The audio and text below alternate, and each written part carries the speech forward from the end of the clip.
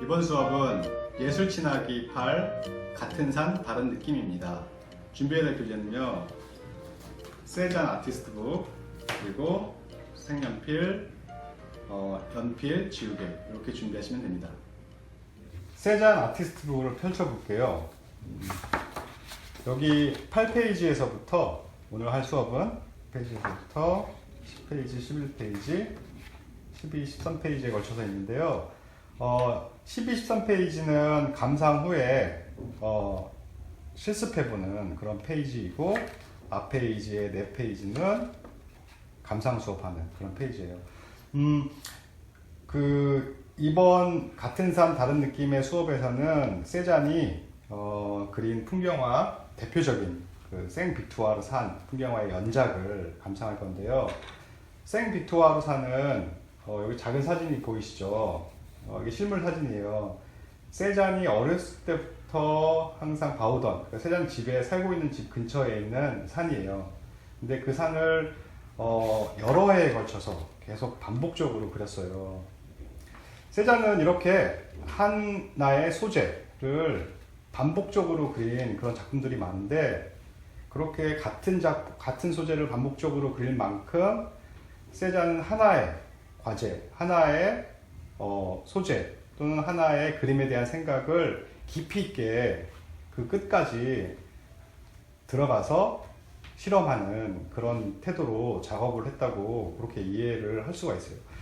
생비투아르 산은 세잔이 이걸 그릴 때 이런 말을 했어요. 뭐냐면 자연을 실제로 있는 그대로 관찰해서 그리는 거는 본인한테 크게 의미가 없다. 더 중요한 거는 이런 그릴 때의 어떤 화면에서의 선들, 이런 선, 그리고 색, 여기에 올려진 색, 여기에 올려진 색, 선과 색의 배치가 본인한테는 더 중요하다고 그렇게 생각했어요. 산을 그리면서 선과 색의 배치를 연구했다고 보면 되죠. 이렇게 선과 색, 말하자면 그림의 요소, 조형 요소를 분명하게 그림 속에서 표현했던 그런 때는 사실 세잔 이전에는 거의 없었어요. 세잔 때 와서 또 세잔이어서 선과 색을 가지고 어떻게 하면 화면 속에 조화로운 배치와 표현이 가능하게 할 수 있을까를 말하자면 연구했던, 또 그런 생각이 그 이후에 화가들한테 새로운 생각들, 그림에 대한 새로운 생각들을 열리게끔 한 그런 작가이며 그런 작품이 바로 생비투아르 산이라고 보시면 돼요. 그런 점에서, 그런 관점에서 이 그림들을 관찰을 할 거예요. 자, 여기 다음 페이지를 넘기면 1번부터 4번까지 이렇게 번호가 달려 있고, 이 번호는 작품을 제작한 연도순이라고 보시면 돼요. 그러니까 1885년부터 뭐 2년 정도 텀을 두고 1904년까지 그 4개 작품이 있는데, 이 4개 작품에서 아이들과 같이 감상을 하실 때 똑같은 산을 그렸는데 점점점 어떻게 변해가고 있는지, 그림이 어떻게 달라져 가고 있는지를 찾아보는 거예요. 첫 번째 그림에서는 다양한 색과 다양한 사물들의 그 형태가 비교적 아주 사실적으로 묘사가 되어 있고 사실적으로 표현되어 있어요. 그러니까 사물을 사실적으로 관찰하는데 선과 색이 쓰인 거죠. 두 번째 과정으로 가면 조금 더 거칠어지면서 색이 단조로워지기 시작해요. 세 번째 단계로 가면 그게 더 과감해져요.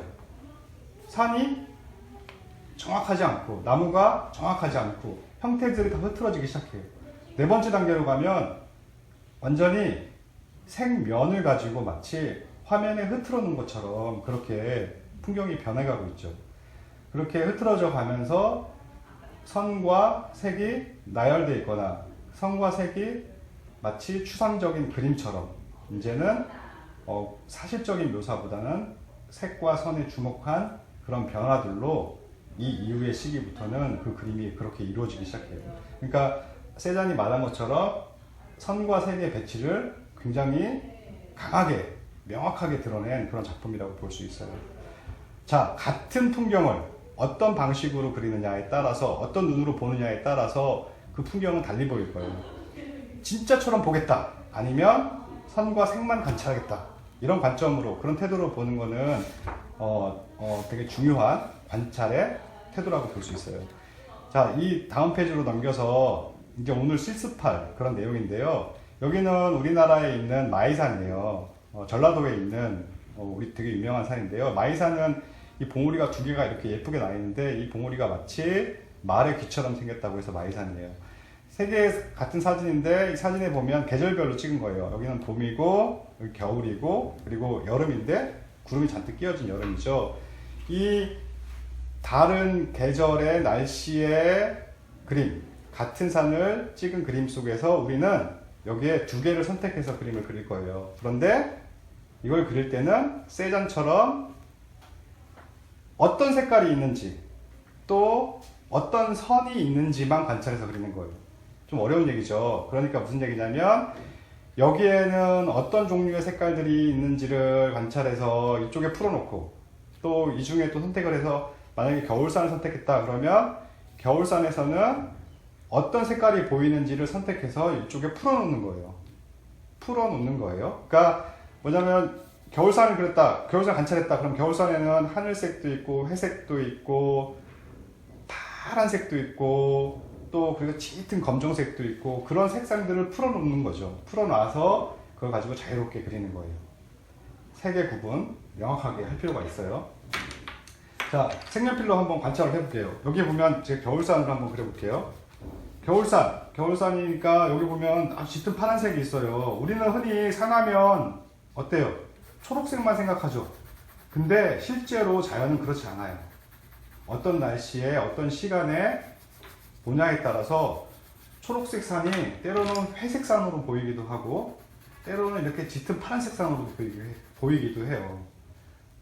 그러니까 우리가 그냥 가지고 있는 고정관념에서 벗어나서 관찰된 색들을 가지고 표현을 한번 해보는 거죠. 아이들한테 지도할 때도 그 점을 명확하게, 그 차이를 명확하게 이해시켜서 구분할 수 있도록 말씀을 정확하게 해줄 필요가 있어요. 다른 색을 관찰해서 그 색을 가지고만 산을 표현해라, 이렇게 정확하게 지적할 필요가 있죠. 이런 식으로 색깔을 풀어놓고 그 색을 가지고 같은 풍경을 그려보는 거예요. 자, 세잔의 그리기의 방법, 그리기의 태도를 닮아가 보는 거죠. 무슨 말씀인지 아시겠죠? 그런 식으로 지도를 해서 일상적인 그런 산의 풍경이라 할지라도 자신의 개성, 그리고 보여지는 현상에 주목할 수 있게, 그렇게 해서 좋은 훌륭한 작품이 될 수 있다는 것을 아이들이 이해할 수 있는 그런 수업이라고 보시면 됩니다.